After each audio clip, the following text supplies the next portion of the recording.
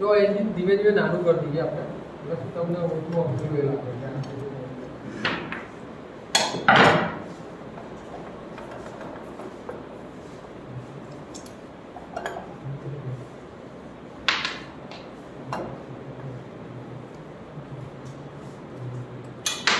એટલા માટે મેં અડાડી નાખ્યા દર વખતે ખોલવામાં પછી વધારે ઓકે આ છે તમારું ઇન્ટેક મેનિફેસ્ટો હવે જો અહીંયા 3 હોલ્સ છે 3 હોલ્સ અહીંયા છે 2 હોલ અહીંયા મોટા છે અહીંયા 2 હોલ નાના છે આનું કામ શું છે આ વોટર હોલ્સ છે અહીંથી કુલેટ આવે એકચ્યુઅલી ખેંચાય અહીંથી એન્જિનમાં અહીંથી ખેંચાય આ વોટર પંપ ફરે ને ખેંચાતું જાય એ ધક્કો વાગીને ઉપર આવે બરાબર આખા એન્જિનમાં વોટર જેકેટ તરીકે સિલિન્ડર લાઇનરની આજુબાજુ ફરે એમાંથી હીટ કેરી કરીને એ ઉપર બરાબર ઉપર આવી સિલિન્ડર હેડમાં ઠંડુ કરે અને ત્યાંથી એની હીટ એબ્ઝોર્બ કરી અહીંથી અંદર આવી અહીંયા આટલે ઊભું રહે એટલે આ રોકી રાખે જે થર્મોસ્ટેટ વાલ્વ છે એ રોકી રાખે એ જ્યારે એ ટેમ્પરેચર સેન્સિંગ થર્મિસ્ટર ટાઈપનો એક વાલ્વ છે ટેમ્પરેચર જેવું એટલું 90 ડિગ્રી ઉપર છે એટલે પોતે ઓટોમેટિક એક્સપાન્ડ પાણી જવું એટલે પાણીના ફ્લોને જવા અને જેવો જાય એટલે રેડિએટર ઓકે આઈસીસી નું રેડિએટરમાંથી ફરી પાછું ઠંડુ કરી અહીંયા સાયકલ ચાલે આની વચ્ચે ટી જોઈન્ટ આવે એ ટી જોઈન્ટનું કામ છે તમારા હીટર કોરમાં જે હીટ છે એને પહોંચાડે તમારા ગાડીમાં એસી ની સાથે હીટર છે ને હીટરની અંદર કોઈ હીટિંગ ઓઇલ ના હોય કે આજે રેડિએટરનું ગરમ પાણી હોય ને એનાથી જ ગરમ થાય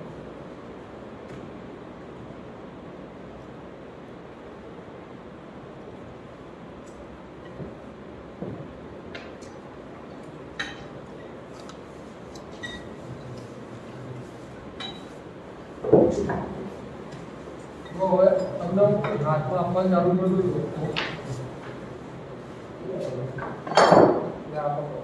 આ ઇન્ટેક મેનિફોલ્ડ છે આ એક્ઝોસ્ટ છે ઇન્ટરચેન્જ કરીને આગળ જાવ ઇન્ટેક અને એક્ઝોસ્ટમાં કેટલો ડિફરન્સ છે એ જોઈ લેજો મેટલર્જિકલ સાયન્સ ભણેલા તમે મેટલર્જી સાયન્સ ભણેલા છો મટીરીયલ સાયન્સ એન્ડ મેટલર્જી ભણેલા ને તો એની અંદર દરેક જે મટીરીયલ છે એના માટેની અલગ અલગ પ્રોપર્ટીઝ ને બધું જોયું છે જ્યાં એઝ પર ઇટ્સ રિક્વાયરમેન્ટ તેવી રીતે અહીંયા એક્ઝોસ્ટ મેનિફોલ્ડ જે હાઈ ટેમ્પરેચર ઉપર હશે હાઈ પ્રેશર હાઈ ટેમ્પરેચર તો એ જો કેવો સોલિડ બનાવે છે ને જેમ ઇન્ટેક એવું બનાવી દે તો ના ચાલે ઇન્ટેક એલ્યુમિનિયમ માંથી બનાવે બરાબર અને એક્ઝોસ્ટ જે છે એ સીઆઈ માંથી સાફ ચાલે ઓકે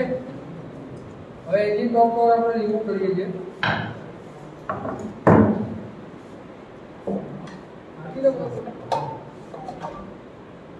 આજે તમારું એન્જિન ટોપ પાવર ઓકે એન્જિન ટોપ પાવર ની અંદર સૌથી પહેલા તમને આટલો ભાગ દેખાય આને કહેવાય ટેપેટ્સ શું કહેવાય ટેપેટ્સ તમારી ગાડીમાંથી અમુકની ગાડીમાંથી તમે જોયું તો કટ અવાજ એક ધારો મતલબ એનોઇંગ નોઇઝ આવતો હા બાઇકમાં બી આવે છે ગાડીમાં બી આવે છે એ કેવો નોઇઝ હોય હું તમને સમજાવું આ ટાઈપનો નોઇઝ આવે આ તમારો હાથ છે એટલે એટલું વાઇબ્રેશન નહીં આવે છે બાકી તમે સાંભળો તો તમને એનોઇંગ નોઇઝ આવે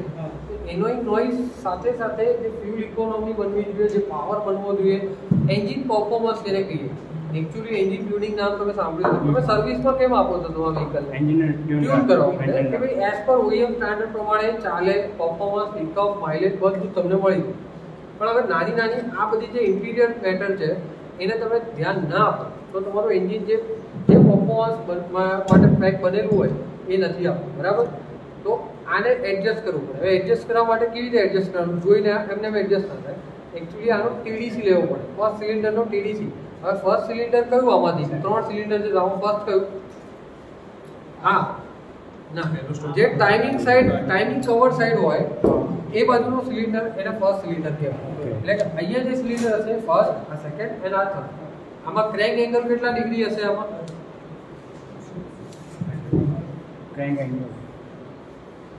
360 ડિગ્રી નો ટોટલ રિવોલ્યુશન હોય 120 ડિગ્રી 12 તરી 36 થાય ને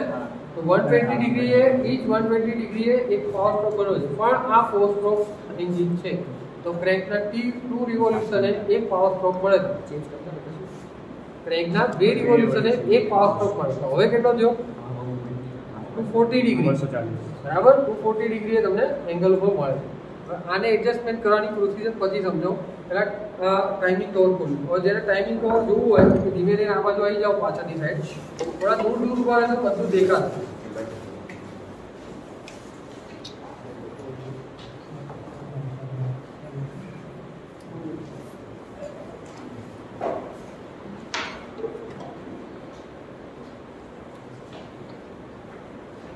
ધીમે ધીમે એન્જિન નાનું થઈ ગયું ને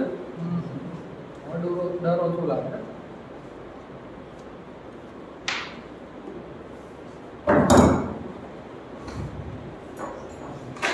બોક્સ પેનલ કહેવાય.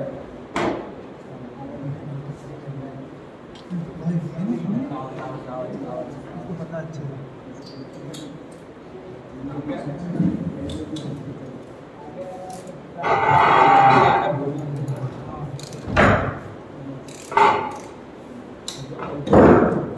તો ટૂલ્સ તો જે રીતે યુઝ થતો એ રીતે જ કરવાનો. પછી છેક સુધી આટો ખોલવા માટે આનો યુઝ નહીં કરવાનો. આ છે તમારી ક્રેન્ક ઓક્સિલિયર પુલી. ઓકે,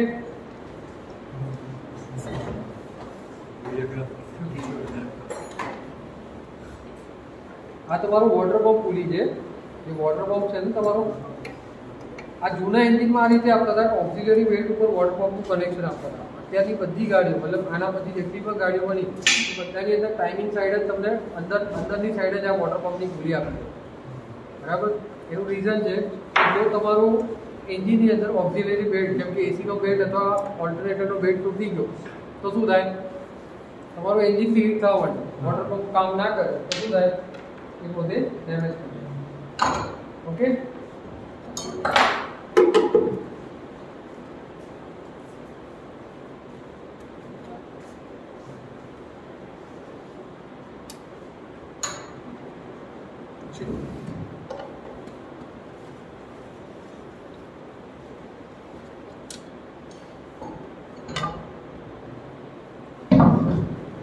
આ જે છે આને કહેવાય ટાઈમિંગ. બરાબર, એન્જિન ટાઈમિંગ કેવી રીતે લેવાનું? તો સૌથી પહેલા આ માર્કું દેખાય તમને. અત્યારે તો ફેરવી નાખ્યું છે એન્જિન એટલે તમને આઈડિયા નહીં આવે. મોબાઈલની ફ્લેશ લાઇટ કરો બતાવો. શું કરવાનું તારે નવો જો આ માર્કિંગ દેખાય છે અહીંયા એરો. આ એક ડોટ છે, એક આ માર્કિંગ છે. હવે એવું ને એવું ડોટ અને ડોટ ક્યાં દેખાય તમને? ઉપરની સાઈડ દેખાય ત્રિકોણ દેખાય. આને એની સાથે અલાઈન કરવાનું હોય. આને ફેરવી ફેરવી એ રીતે અહીંયા અલાઈન કરવું. આ ટીડીસી તમારું શેનું આવી ગયું? કેમ સાફ જ્યાં સુધી બેલ્ટ ના લગાવે ત્યાં સુધી. અને પછી એવી જ રીતે સેમ ટુ સેમ આનું આ લખ્યું છે તમને. આ દેખાય છે અહીંયા ક્યાંક બરાબર ઉપર આપેલું છે.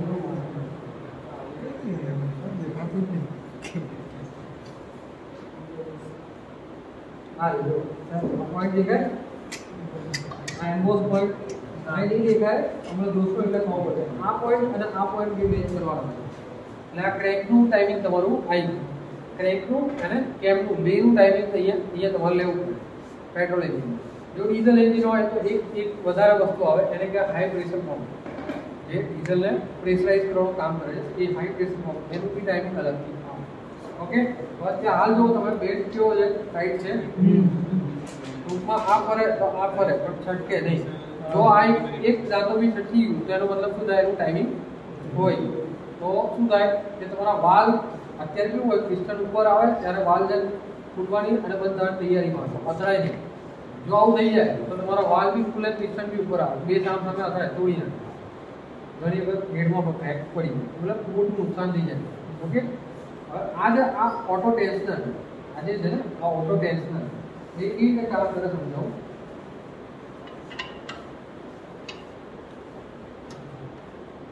એ મિત્રો થોડાક આપણે હજી આ પાછળ જે છોકરાઓ છે ને એને દેખાતું નથી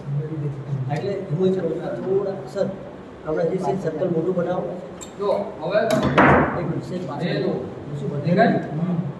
પાછળ આ ઓટો ટેન્શનર છે. પાછળ આજે સ્પ્રિંગ લોડેડ ટેન્શનરનું કામ. હવે શું થાય કે જ્યારે તમારું એન્જિન ચાલુ હોય બરાબર ત્યારે જેટલો સ્લેક પડે ને એટલો પાછળ થશે તો બાકીનો ટાઈમ આને આગળ ખેંચી લે. હવે સપોઝ સમજો કે મારા એન્જિનની અંદર સ્લેક ઓછો છે મતલબ ટાઈટિંગ ધીમે ધીમે બેલ્ટની લંબાઈ વધે છે બેલ્ટની લંબાઈ ખેંચાય એટલે શું થાય તમારી ચેન ધીમે ધીમે ટાઈટ થાય ઢીલી થાય ચેન ખકડાવ પડે ને ઢીલી થઈ જાય તો સેમ વસ્તુ બેલ્ટમાં બી થાય તો ખરી ને કોક ના કોક ટાઈમ તો એ જેમ જેમ ટેન્શન મતલબ અહીંયા જેમ જેમ યુએસ લેગ વધતો જાય એમ આ ટેન્શન આગળ વધતું જાય ટેન્શન આગળ વધે એટલે અહીંયા ફરી પાછો ટાઈટ થઈ બરાબર બાકી જો લૂઝ થઈ જાય તો આવું થઈ જાય અને પછી આ છટકી જાય ઓકે हाँ तो सक्सेस नहीं तो वर्क ना करे ना हाँ ओके टाइमिंग टेंशन तो काम बहुत बड़ी है भी स्पार्क ऊपर वाली છે કે શાફ્ટ રોટેટ કરે છે હા સારા બતાવે ગેર ખોલવા માટેની પ્રોસીજર શું છે તો આને ઉતાર લેવાનું પહેલા ટેન્શન ટેન્શન આપવાનું કામ જે કરે ને ટેન્શન મતલબ એ આઈડલ અને સપોર્ટ ओके बेल्टને આ રીતે રિમૂવ કરી દો આ જે બેલ્ટ આની સ્ટ્રેન્થ એટલી છે હું आपको એન્જિન પકડીને આગળથી ખેંચું ઊંચું કરું તો આ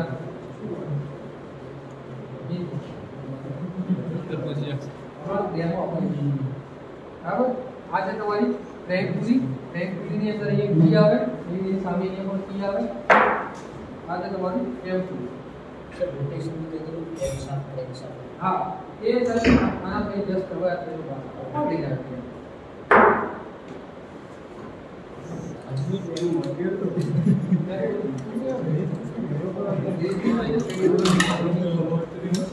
तो आज है इतना आटा हो गया જ્યારે ખોલવું હોય તો એન્ટી ક્લોકવાઇઝ માં ઝાટકા ખોલવું પડે सिस्टम मूवमेंट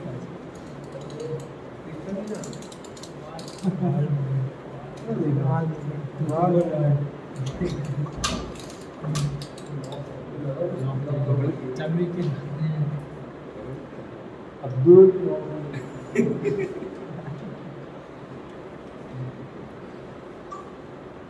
ખોલી જશે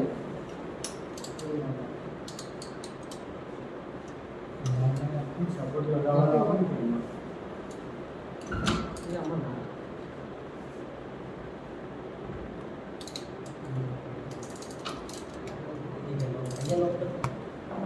હા આપણે પહેલા કરતા આપણે નથી પડ્યું વાલ નથી પડે ને આનો વાલ હોય ને તો અમારે બેઠ નહીં પડે નો વાલ હોય ને તો લોકિંગ આવી જાય पकड़ दो नहीं ખુલી बोला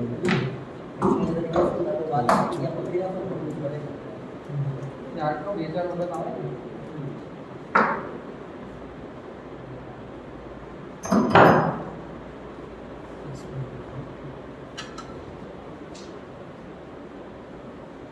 બે ટેન્શનર છે ને ટુ વ્હીલર ને બધામાં આપતા હોય છે યામાહામાં હોય છે घूम फिर साइड दे घूम फिर गए भाई આ એક પેલા બાજુમાં તમારું ટુ વ્હીલરો બધા ચેન યુઝ થાય ને ટુ વ્હીલર બધા ટાઈમિંગ ચેન્જ વધારે યુઝ થઈ જાય આમાં ટાઈમિંગ વધારે યુઝ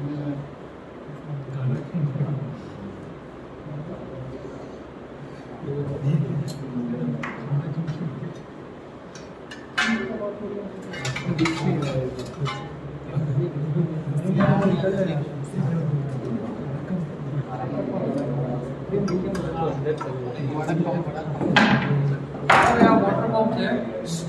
અહીં ધ્યાન આપો આને વોટર પંપ કહેવાય જેમ આને ફેરવવામાં આવે બહારથી એટલે આ પાણીની અંદરથી ફેરવે ઓકે વોટર પંપ ફેરવશે એટલે શું કામ કરશે એના કામ પ્રમાણે નામ પ્રમાણે વોટરને પમ્પિંગ કરવાનું અહીંથી જે પાણી ખેંચ્યું એને પંપ કરી સિલિન્ડર વોટર જેકેટમાં ફેરવશે અને ઉપરની સાઈડ હેડમાં પહોંચાડશે અહીંથી ઇન કેરી કરી બહાર નીકળશે ફરી પાછું અગેન રીગેટ ઓકે આ એની પ્રોસિજર ચાલુ રાખશે આ બંધ ના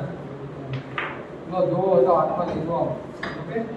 હવે આપણે સિલિન્ડર રેડ તરફ આગળ વધીએ થર્મોસ્ટેટ જે સર્વિસ છે 90 ડિગ્રી રોટેટ થાય ત્યારે થર્મોસ્ટેટ ઉપર થાય પછી થર્મોસ્ટેટ ઉપર ના થાય ત્યાં સુધી साइड से और सर्टिफाइड इधर से बुक करना है फ्रंट स्टेज से बैक साइड सिस्टम जो काम है वो सवाल यही है ये पूरा रिपीट किया अभी जो पूरा चल रहा है ना इसे फिट किया है। અત્યારની ગાડીઓમાં ये सभी फिट किया है। બ્લોકિંગ થાય ને ઓટો ટેન્શન આપે અને આપણે એમ નહીં કહેતા કે ડ્રાઈવ કરતો ડ્રાઈવર કહે ટેન્શન આપવાનું ટેન્શન ટાઈમિંગ બેલ્ટને ટેન્શન આપવાનું. ટાઈમિંગ બેલ્ટ લૂઝ થવાનો અમુક ટાઈમ પછી એને ટાઈટ રાખવા માટે એ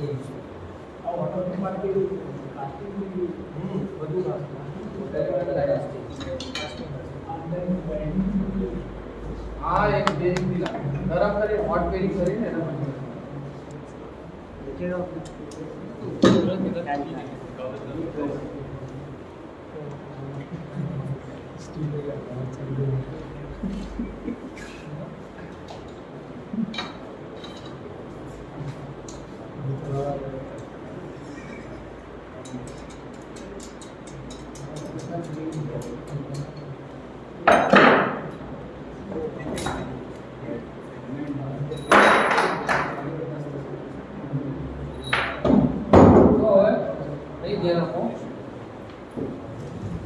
આજે તમારો સિલિન્ડર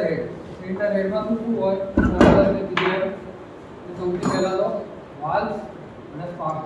નીચે સ્પાર્ક પ્લગ બરાબર આ સ્પાર્ક પ્લગ અહીંથી લાગે અહીંથી બહાર જે અંદર કમ્બશન ચેમ્બર આ જે પોર્શન છે આને કહેવાય કમ્બશન ચેમ્બર ઓકે કમ્બશન ચેમ્બરની અંદર શું થાય આપણું પ્રોસીજર કમ્પ્રેશન એન્ડ પાવરનો જે સ્ટ્રોક બને જ આપણો એ બેના કારણે બને ઓકે એના સિવાય બાકી ઇન્ટેક એન્ડ એક્ઝોસ્ટનું વાલ્વ તમને ખબર જ ચાર સ્ટ્રોક છે આપણા suction compression power and exhaust compression at the end of compression stroke જ્યારે પિસ્ટન આટલે સુધી પહોંચી જાય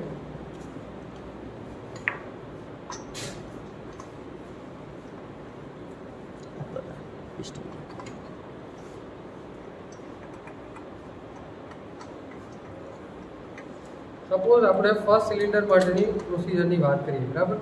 તો આ ફર્સ્ટ સિલિન્ડર આટલે છે જો પહેલાં બતાવી દઉં આ ફર્સ્ટ સિલિન્ડરનું ટીડીસી ઓકે અહીંયા ટાઈમિંગ તમારે લેવાનું આવે આ ટીડીસી કહેવાય બરાબર ટીડીસીમાં હજી માઇનોર ફૂટે છે જો આટલે આ ટીડીસી થઈ ગયું બરાબર એ પછી જેવો પહેલો સ્ટ્રોક થયો સક્શન એટલે સક્શન થયું ઓકે આટલે પહોંચ્યું હવે કમ્પ્રેશન આટલે સુધી આવી ગયું હવે કમ્પ્રેશન ચાલુ થયું at the end of compression જો જેને કહીએ છીએ ને આપણે પાવર સ્ટ્રોક ક્યારે બને તો અહીંથી ચાલુ થાય અહીંથી at the end of compression stroke આટલે સુધી હું તમને સ્લોલી બતાવું છું બાકી આ એક આંખના પલકારા કરતાં બી વધારે સ્પીડમાં વસ્તુ થઈ જાય આટલે જ્યારે પહોંચે એટલે એ પોતે સ્પાર્ક કરવાનું શરૂઆત કરે અને પિસ્ટન ટોપ પર આવે અને ફરી પાછું એની પર એ જે કમ્પ્લીટ કમ્બશન છે એ આ પોઈન્ટ ઉપર થઈ જાય એટલે હવે પિસ્ટન ઉપર જોરથી ધક્કો આવે તો આમ પહોંચી જાય બરાબર અને હવે એ એક્ઝોસ્ટ કરશે કેમ કારણ કે પાવરનો જે પાવર સ્ટ્રોક ઉપર જે થર્સ્ટ હતો એક એને ક્યાં ટ્રાન્સફર કર્યો ફ્લાયવ્હીલ તો ફ્લાયવ્હીલ એને બીજો આંટો મરાવડાવશે અને એ અહીંથી એક્ઝોસ્ટ કરવા આવે આટલે સુધી પહોંચ્યો હોય ત્યાં ઇન્ટેક વાલ્વ ખુલી પણ જાય એક્ઝોસ્ટનો વાલ્વ બંધ થાય અને ઇન્ટેક વાલ્વ ખુલી જાય એટલે ફરી પાછો એને સક્શન ચાલુ કરે ખ્યાલ આવ્યો આ રીતની પ્રોસિજર કન્ટિન્યુઅસલી ચાલુ રહે હવે તમને એવું થાય કે આનું કમ્પ્રેશન કેટલું હોય તો અહીંયા હાથ રાખો હથેળી રાખો જેની હથેળી મોટી હોય બરાબર હું ચેક કરાવડાવું હરખી રાખો હવા ના જવી હજી જાય હથેળી નાની અમુક આમ નીચે રાખો હાથ થઈ જાય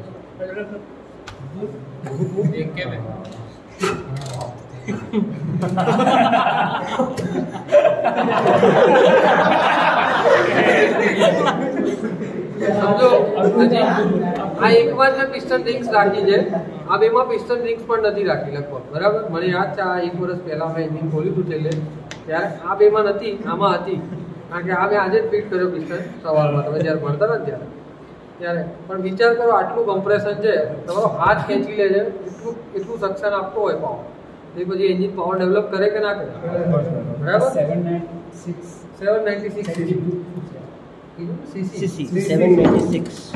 આપણે એવું મારુતિ 800 કહેવાય પણ એક્ઝેક્ટ 800 સીસી ના હોય 1500 સીસી કે પણ 1500 એક્ઝેક્ટ ના હોય ઓકે તો હવે આનું વર્કિંગ ખબર પડી ગયું બધા લાગ્યું નથી કોઈ આનું વર્કિંગ ખ્યાલ આવી ગયો કે આ કેવી રીતે કામ કરે છે હવે એ જ વસ્તુ સેમ ટુ સેમ આપણે સિલિન્ડર હેડમાં તમને સમજાવીએ સિલિન્ડર હેડમાં સમજાવતા પહેલા મેં તમને આ વસ્તુ એટલા માટે ખોલીને બતાવી તમને આઈડિયા આવે આપણે એને ફરી પાછું માઉન્ટ કરી દઈએ છીએ ખાલી 2 બોલ્ટ ઉપર